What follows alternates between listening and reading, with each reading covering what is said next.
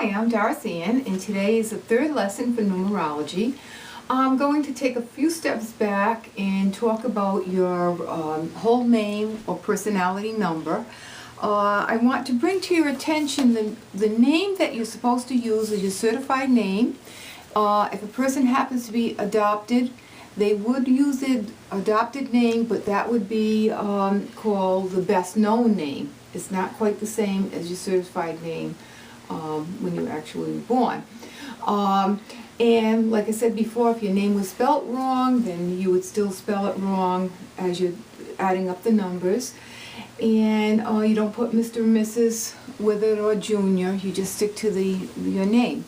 Now, I wanted to bring that to your attention. The next thing we're going to talk about is your vowels and consonants within your name.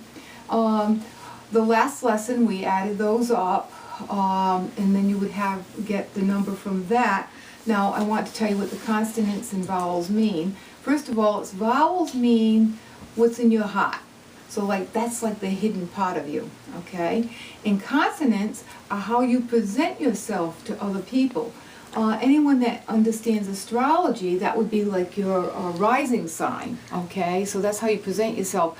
Obviously, it doesn't stay that way because as people get to know you, they get to know your real personality. Now, I also wanted to bring to your attention my book, A Complete Numerology Guide and Workbook. Will go more into depth about what your consonant and vowel, name, and life path number mean.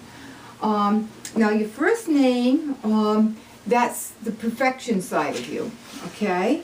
Your middle name is the alternate side of you, and your last name is your childhood development. Now, I'm going to talk about your true self number. That number is your name, like my name is an 11, a master number 11, and my life path number is a 5. I add that up, and that comes to 16. I break that down again because as we know with numerology you just keep breaking the numbers down to one digit, and that comes to a 7. So that's my true self number. And what I did in the book, something that nobody else has done, I wrote down, for instance, David, could you come closer so people could see it? Like the 1 and the 6 is a 7.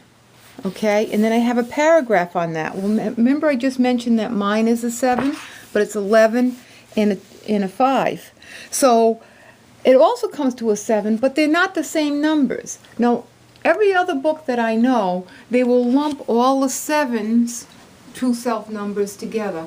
I write down true self, but some places, some books will have the Star of Destiny.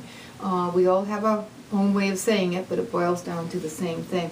So this is pages and pages of the numbers broken down, and I'll tell you, it took me 9 years to write the book, but it took me years and years to really get this down pat, because what I would do, I would write it, meditate on it, and change it again.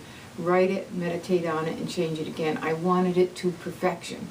Well, that's our lesson for today, and I'll look forward to speaking with you again.